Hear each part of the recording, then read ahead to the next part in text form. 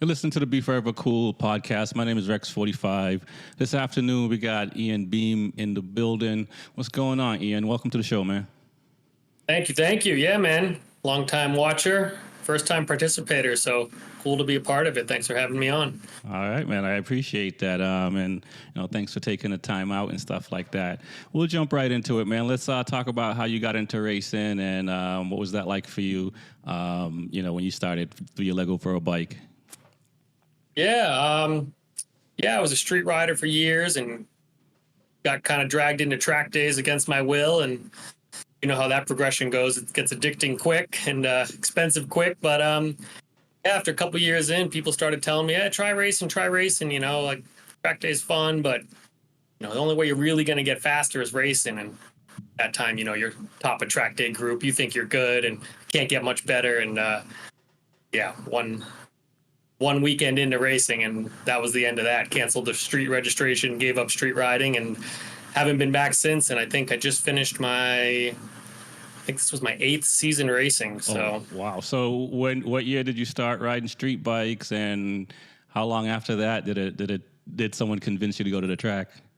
Yeah, so got my first street bike right after college, like 21, when I moved back to the Virgin Islands. Bought it off a buddy, had a couple months, and moved up to the States. And I didn't get a bike for a few more years, probably 24, 25, and street rode until like 30. Okay. And then started track days, and I think I was 33. Yeah, because I'm 40 now. So I think 33 when I first tried out racing. Oh, wow. And yeah. And what was the first track you did your track day at? Actually, New Hampshire, race now was my first kind of unofficial. I got up for a Boston Moto Day with Jim McConville, and Brett brought me up there, and of course ended up in the gravel trap in the bowl on my street bike. That sucked. So it was a couple more years before I really tried again. But Tony's track days at Thompson, I think, was where I first really started to get hooked. Did a lot of Thompson days in Connecticut. So. And what was it like then going to Tony's?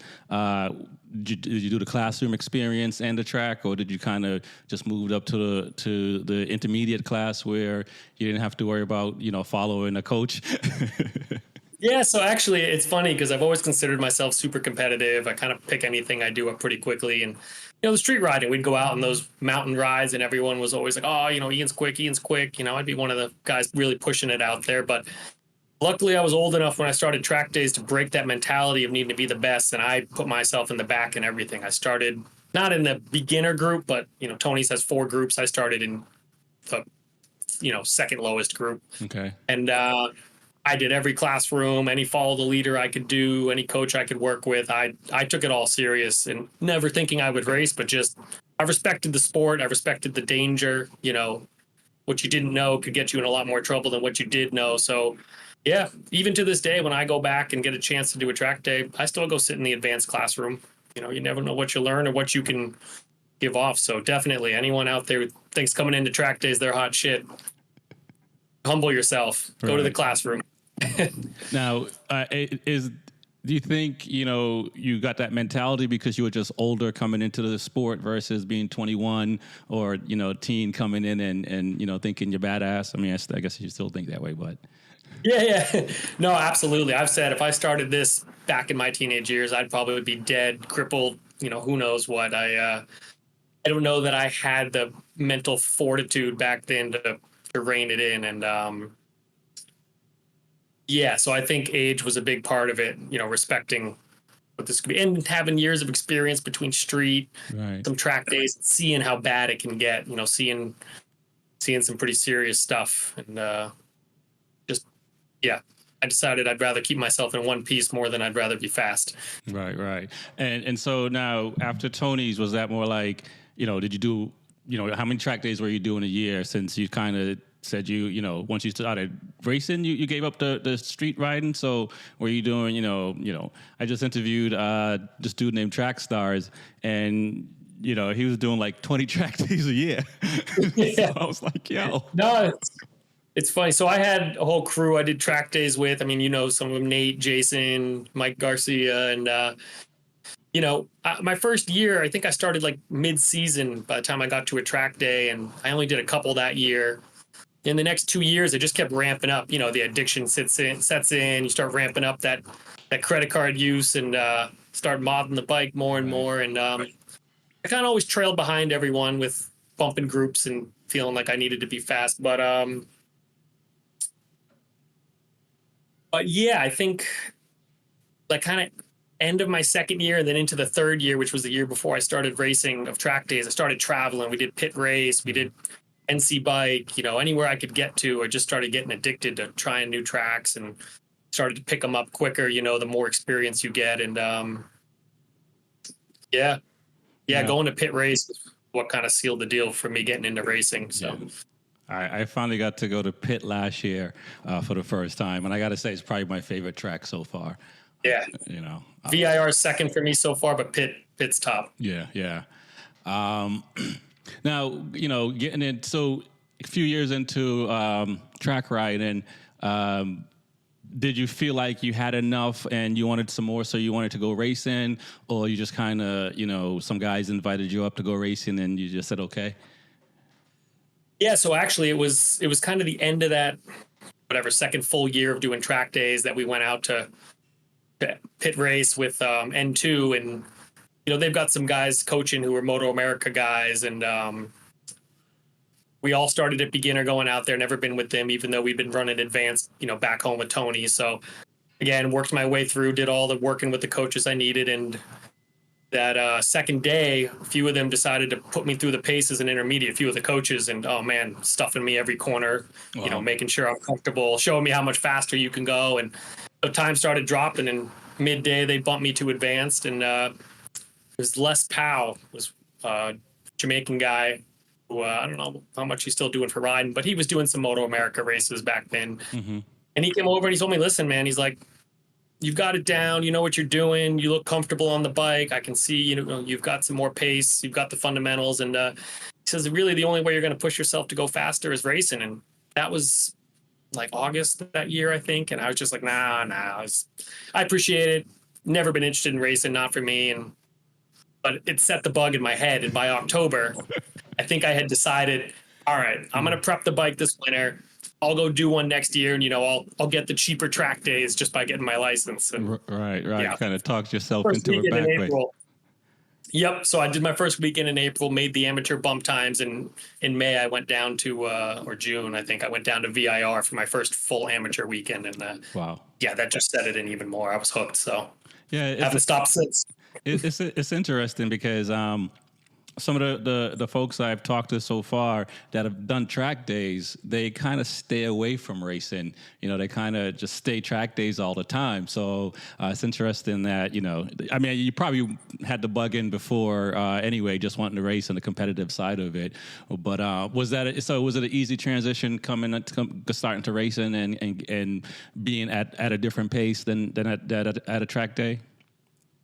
Yeah. And what's funny, and that I find even more contradictory, is that a lot of guys who started straight into racing don't do track days. Like me. So, yeah, it's, most of the guys up there, I'm amazed at how many people like, no, I only really race. I've never done track days. So, for me, I think I had the easiest transition. So riding in traffic at all different speeds was already comfortable for me. Picking up tracks, trying to push your limits, right. Working on body position. I'd already done all that. I knew how to spot marks. I wasn't doing it in a competitive environment where it was, well, I'd rather go fast first and whatever. If I blow the corner or, I overcooked that and hit that guy, that was all not in my head. I'd already accomplished all of, dealing with that. So, I picked it up super quick, right away, almost banging bars with people and just dealing with people riding over their head. I could see it coming. Right. I'd seen it 10 times over in track days, So I think that was the best move. And I still love going back to track days now to work on things and just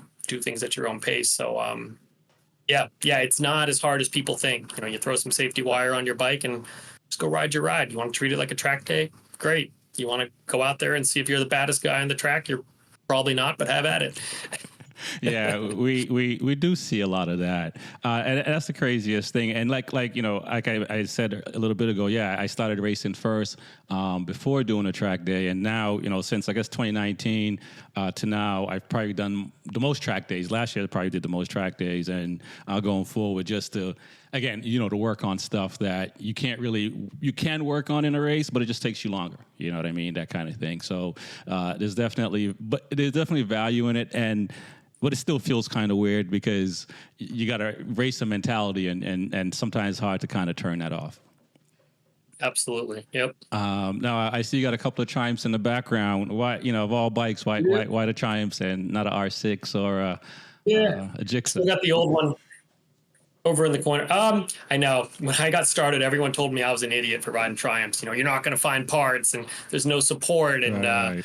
no one knows how to set them up, and they're unrideable. You tuck the front all the time. Well, it was a bit of a path, for the beginning while I was figuring it out on my own because no one else was doing it. Right. Luckily, Bam Bam, but him and I both ride the Triumphs and both stuck it out and started figuring a lot of it out together. But I think for the shorter point and shoot tracks, you can't beat them against all these inline fours. You've got the torque on those other bikes, so you can really drive out of the corners. And, I had to do a lot of suspension work, put the adjustable triples on, get the linear link in the rear, play with springs, play with oil level. But, that kind of made it fun for me. Modding is what got me into motorsports in general. I got my Subaru race car sitting right here that, I learned how to do everything on. And so when I came to bikes, it was just cool. What can I mod with this? And so I got my first Triumph as a street bike and loved it and got into racing on that. And then picked up these two down the road. Yeah, I don't see ever riding anything else in the foreseeable future. So yeah. Maybe electric version. Yeah, no electric for me, man. If I'm in a vehicle, it needs to make noise. I hear that. Now let's talk about Loudon and your experience there. It sounds like that wasn't the first place you started racing, although you went up there first. You came to Loudon, I believe, in 2016, 17, somewhere around there. Yeah, 16 or 17. I keep forgetting which year, but actually strolled into your guys' garage. Yeah. Of all places, go figure, I find a Caribbean contingent in New Hampshire. So that's been real cool being with you guys ever since. You guys welcomed me in with open arms, and I think it was Will. Will brought me in. Yeah. And I just, it's the closest track, so of course that made it, easier to go to on a regular basis. But New Hampshire's just a different environment. I've done a lot of tracks now. You go to all these other tracks, and they all have their pros and cons, but the biggest difference is New Hampshire is the same people 6-7 rounds out of the year. Right. All these other ones, you do one here, you do one there, you're traveling all over, you meet different people, there's different locals. New Hampshire, it's all locals every time, pretty much. So you really form a family environment. And for me, I race against myself. It's all about my lap time. So if I can do the same track over and over, I can really figure out when I'm improving. Right. And what changes I'm doing are helping or hurting. And I've stuck it out ever since, and been doing full seasons for I think 7 years now. And that's what keeps me coming back, is more the family side of it than the racing. People love or hate the track. Right. I think it's great. I love technical tracks, bumps, whatever, different pavements, paint stripes everywhere. It just makes it another challenge for me, and that's why I'm in it. I love the challenge. So I know. I know you must have heard. I hear riders that if they've raced at Loudon, they're like never going back, like adamant about like never going back whatsoever. Which I find, that to each his own. I'm a big fan of the track as well, and it's where I started riding, and I feel comfortable there. So. Now, what was it like for you? You say you were racing yourself and chasing your own times.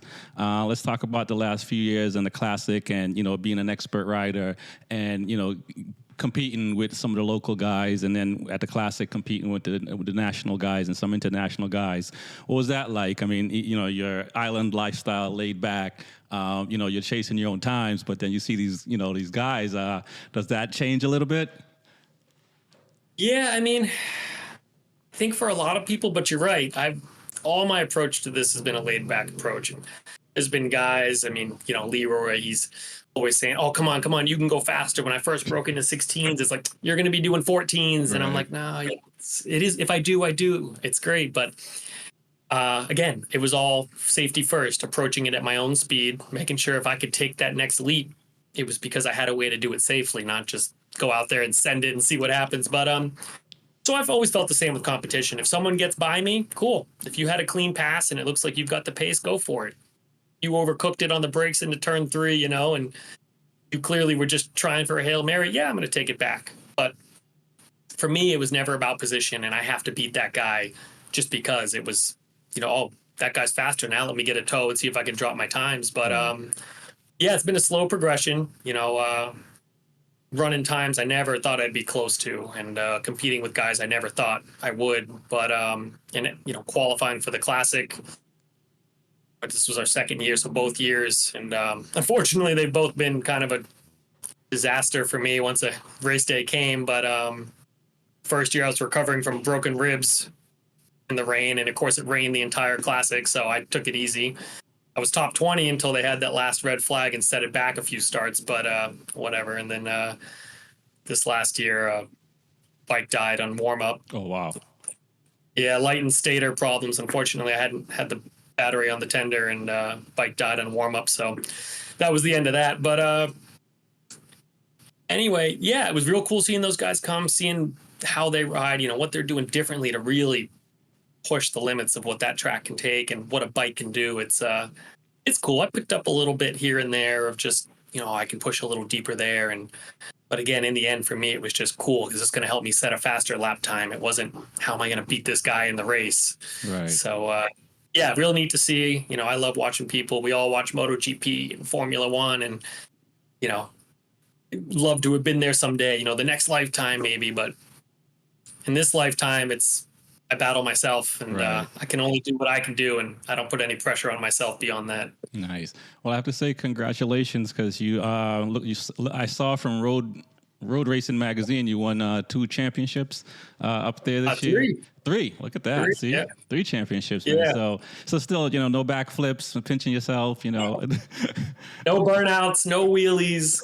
No, I was. And again, in the keeping humble as I've approached this sport, it was. Listen, I won the middleweight GP championship, that Dash for Cash, and that was not me being the fastest guy. That was me being the most consistent and showing up every weekend. There were guys who were off, Eli doing Moto America. Obviously, he's going to put that above our club racing championship. So, if he hadn't bowed out of a couple rounds, I would not have won.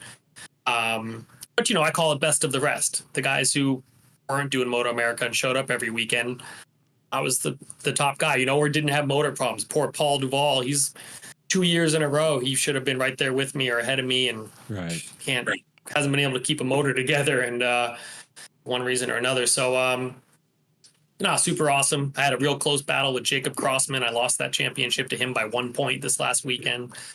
Here and that. So, yeah, what I take away is the 3 championships are awesome, but lots of great guys racing. I've made a lot of friends up there, and the respect has just stayed race after race, no matter what. We all keep it clean. Right. No one's banging bars to get a position, and yeah, so that's my championships to me just show that I've stayed clean. I've done, what I needed to do and not rode over my head. So nice. And that's the way it should be for the most part. We definitely see riders that have come through with the Loudon or any other track, bang bars and take some prisoners, but no winners, right? Yeah, you got to finish to win. So my dad would remind me of that every weekend the last few rounds. It was you're not going to get points if you don't finish, which is the way I ride anyway. But it's exactly that. If winning is what matters to you, you got to tell yourself you're club racing. Right. Yeah. Plastic truck at the end of the day. If you're not 14 and trying to get a factory ride in the next couple of years, you got nothing to prove. No one's going to remember. So. Right. And, you mentioned Eli. When I had him on one of the shows, he mentioned the switch to turn on and off from club racing to Motor America is difficult because he got to do passes in Motor America that he wouldn't do club racing. So when he's club racing, it's hard to turn that off. And some would say sometimes he may forget.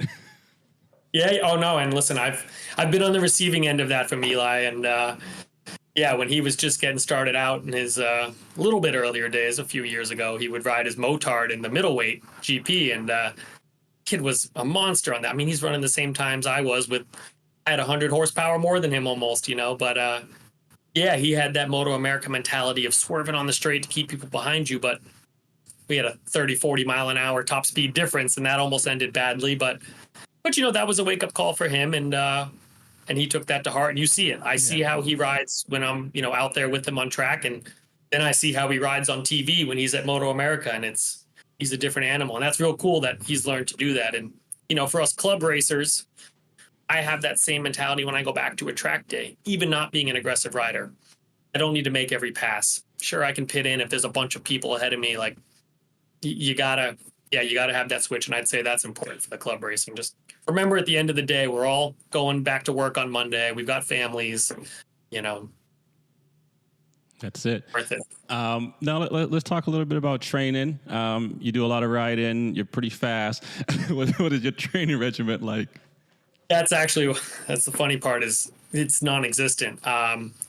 Last season, I came into it working out all winter. I had my own program at home, getting into yoga, doing calisthenics, a little bit of high intensity training. I'd throw a race on, like Tyler Sweeney's lap at the classic or something, and do my, hit my stationary bike during that or something. And then I came in there April last year and broke 2 ribs and 40 degrees in the rain, and I haven't worked out since. So all last season into this season, and then having a baby end of last year, no track days, no training, other than those 2 days at Jennings, the beginning of the season. I snuck in. I show up this year it was 6 rounds allowed, and that's it. Wow. I get practice in Saturday morning, hit a few races, and go home. So I guess that's a pat on the back to myself that I'm able to get as far as I have with probably a whole lot less riding than the other guys I'm up against. Is that a Rick Doucette mentality, not working out and going faster? Because I think you did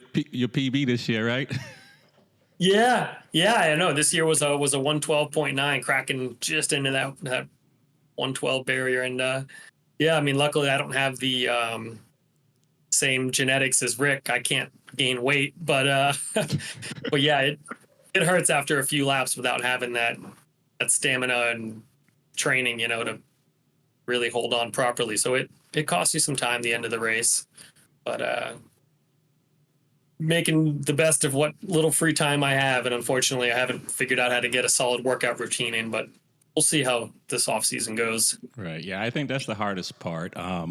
And life always happening. So even if you get a schedule for like 3 months, especially having kids, and all of a sudden, it has to change and stuff like that. I found after the pandemic, I kind of just, work out as I work. I'll do my push-ups here and go back to sit at the desk, then get up, do some sit-ups, and, just kind of do that throughout the whole day. And I found it, I stayed in pretty good shape. I still got to get on the bicycle and ride just to keep my legs active, because you're 40, I'm in the 50s, so the muscles are a little bit harder a decade older. So even now, it's I got up this morning, and yesterday I ran, rode the bike for a little bit, and some weights as well. And this morning I felt it, and going to the gym was just like, but I gotta go. You know what I mean? Cause it's almost like a hangover. Yeah, it is. And worse the older you get. And if you take a few days off, it turns into like weeks. You know what I mean? So just with scheduling and life stuff happening. Let's talk. You've been racing a lot. So have you done any more training since the early days of riding? Do you sit in on classrooms now? Are you planning on doing any maybe coaching as well? Because I've some of the folks I've talked to, they turn into coaches at track days and stuff like that. Even some of the guys from Loudon, they'll do Pink Wing or Smith Cycle now, and they do some riding there. Any training for you or plans of coaching? As far as the training side, I mean, the physical aspect, yeah, I'd like to start doing some more. I'm going to try to commit myself. And that's just general health. Like you said, we're getting older. My back hurts a lot. So if not just for motorcycle racing, for my own comfort in day-to-day life, yeah, I want to get that in. As far as training for riding and working on things. I've done a lot of that the last several years. I mean, even down to watching close-up slow-mos of MotoGP guys and where's their foot position and all that. So, a lot of guys will tell you I've got great body position. I really focus on being light on the bars. So I think a lot of that stuff I've checked off. It's a muscle memory thing for me now where I just kind of go out and do it. So I don't have much of that I'm trying to work on. And as for coaching, I kind of left that up to everyone else. I figured if someone asked me someday, great. A couple years ago, I got a chance to do some coaching for Penguin down at Homestead. That was my first official time doing it. And that was a lot of fun, having people come running over to you to ask questions or wanting to work with you. I've always loved passing on what I've learned. I was talking about it this last weekend. I love it when new guys come up. I'm not that guy who's going to be like, I'm too good to help you or, your questions are stupid. I'm happy to pass on what I've learned. So, no one's asked me to step up and coach. I don't know that I'd have the time if they did. Right. But yeah, definitely as the years progress, that's, if not even coaching, probably stepping back a little more into track days and focusing on the racing. Got you. Now, what advice? We're doing a giveaway on the show. We're giving away a Dainese Custom Works suit, boots, and stock gloves. What would you say to new riders trying to get into either street riding, getting on a bike, or getting to the track? Oh, man. Well, I've talked to a couple people who have decided to pick up street bikes recently. And first thing I always tell them is don't think a track day is unattainable. Like you start to talk to them about it. Oh, it's so much money. It's not. Someone can help you. You can borrow a suit. You can find some used ones from a lot of these manufacturers, secondhand or, ones that didn't fit. Make it a priority to get some track experience. You'll learn more than just the laps you put in on track, You're going to work with people there, talk to people. They're going to give you little tips and tricks, and most of them started on the street. Right. So they'll help you figure out how to progress. And I've chipped in to help some guys do races who were street guys, just trying to do what they could with what they had. And tons of us are happy to help. And other than that, just remember at the end of the day, you've got a lot less protecting you on two wheels than you do in a car. And things happen quick, and no matter how good you think you are, a lot of it's out of your control. So, like I said, I gave up street riding. I haven't looked back. I don't regret it. I don't miss it. Between the track and a little bit of dirt biking I get in, that's enough for me. It's not worth the risk anymore. Not living around Boston. These people are crazy. Yeah. But, the track's not as unattainable as you think. Get out there, even if you show up just to meet some people. Ride out, check it out. You'll be surprised. Yeah, and there are a lot more track day organizations now. Places are making it easier to bring your street bikes on the track now than before as well, just to get more people on board with that. Because that is I see a lot of videos on canyon riders and stuff like that, and it's hard to look at times because. Yeah. I don't want to, say anything bad about people who ride bikes, but it's a different animal when you go to the track. And, it's like Russian roulette around every corner. Yeah, no, absolutely. It's, I usually when I see one of those videos pop up, I just scroll right past. At this point, we've all seen it all. We know how a lot of them end and how bad it can be. Yeah. And listen, not that stuff doesn't happen on track. I've been at the track 3 times now when people have passed away. I've seen the helicopter come in. It does happen, but that's such a rarity compared to how bad things can be on the street. And when it does happen on track, there's 2-3 ambulances. There's a corner worker right there. You've got everything to help as much as possible. Yeah. They're trained and ready to deal with that. So, and like I said, when I broke my ribs last year, I'd barely taken my first breath, and they were already over there helping, see what was wrong and analyzing. And then I was right in the med center. So, what else? What were we? Advice to people riding. Yeah. So, again, I can't stress the track experience enough. And listen, if you live out in the country and you can hit the roads, that's great. But like I say, with the getting into track days or racing, you think you might be the baddest guy out there and you're going to go show everyone what's up. It's the same in the street. Someone's going to scroll by your video and they're going to forget about you 2 seconds later. No matter what you do, right? How impressive you think it is, you're out there running tail of the dragon. fast as you can, crossing the yellow lines, dragging knee. No one cares. Right. And once you make that accident, that's what's going to get you the most views. That's what people will remember. Yeah, exactly. And it's crazy. That's how you want to be, have at it. Yeah, and it's crazy. I saw this chick. She had on Crocs and shorts, and she's riding a bike, and I'm just like, you can lose your feet, you can lose, limbs, you can get all road rashed up, just because you just don't have gear on. You know what I mean? And like I've went down 8 times. I've fractured my hand, lost my spleen. And the thing that saved me the most was gear. A lot of the accidents that, and my race suit now has an airbag in it. But, for the most part, if, I slid down Route 2 in Groton, like over 100 feet. And, I would, if I didn't have gear on, it would be a different story. So, that stuff is really important. And it's weird to see, usually it's younger people, but it's weird to see people going so fast and like no gear on. Yeah. Thank God I was never too stubborn, too cool for gear. Once in a while you got a day.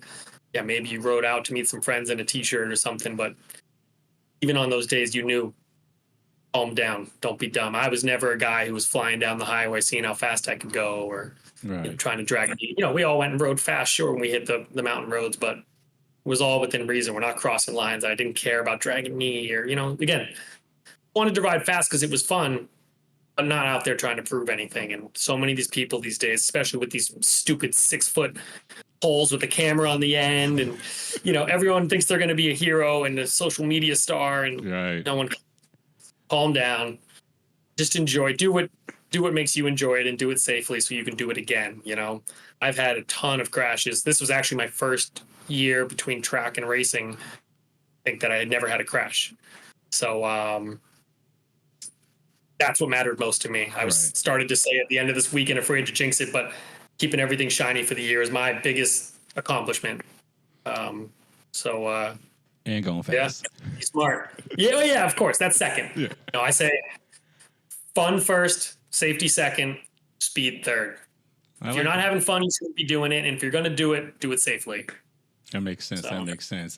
Before I let you go, man, you want to shout out any of your sponsors? Yeah. I got some great people that have really helped me out a lot. Some have been with me from the beginning. Heroic Racing Apparel, doing my custom gloves and suit, always dead on.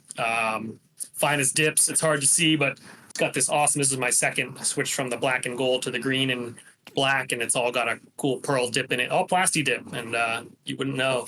So he's been sponsoring me since the beginning. Henshaw Racing Motors, he's built me some awesome motors. This Tim Hogan, this guy here, he's been doing all my suspension the last few years, and that's been about the biggest change I've made. That's really helped me speed up. Pirelli, of course, in my opinion, best tires in the business. There you go. Even some other guys still rocking those Dunlops. Secretly, they're telling me they wish they could be on Pirellis. They've tried them. They like them. So stick to them. Vortex hooking me up with chain and sprockets. Rick's Motorsport Electrics getting me the stators and starter motor when mine failed a couple years ago. Mint Moto did an awesome graphics on my helmet this year. Check him out if you want some cool graphics. Reese, R-E-B, he did all the graphics on the bikes, the number plates. AK Race Fab making me lots of cool parts. I've got some lap timer bracket and nice steering stops and cool shit. And let's see who else. I think that's I think I covered up the gist of it. For the most part, sponsors for me are people that want to help me. They like what I'm doing. They like that I spread the word. I don't go out looking. Right. And, so the people that helped me really wanted to help, and I appreciated it. It means a lot. And, of course, my family are supporting me and letting me do it, especially with the little baby running around. And, it's been awesome. And you guys, all the Center Garage 4 crew for bringing me in and accepting me all those years ago. And here we are now. Here we are, man. It's been a fun ride so far. Hopefully we're getting a few more decades. I hope so. It's getting harder for sure. Is the little one gonna get a little dirt bike? Is biking in his life? Yeah, I got my little 90. We'll get something. I actually just staring at it here. I got a little McLaren F1 electric car that I can control. We'll start him in that now and see how he does riding around the neighborhood. But yeah, I'm gonna give him all the opportunities I wanted when I was young. He'll have go-karts and bikes and We'll see. Who knows what we'll get into? Yeah. But You adopting any more kids, like a 50-year-old? yeah, yeah. We'll see how it goes. There's going to be no pressure for me. I mean, I started this late. As long as they're having fun and have access to the things, that's the biggest part. And, I think, like you just said, you started this late, I started it late, to give them the opportunity to start young, but also not just give them the bike and let them run free, to teach them and hone their skills and grow with their knowledge, you know what I mean? Or go fast with their knowledge and stuff like that. So, no, it's pretty awesome, man. I want to thank you for coming on. I really appreciate it, man. Absolutely. Thanks for having me, bud. I appreciate it as well. Ian Beam. Peace.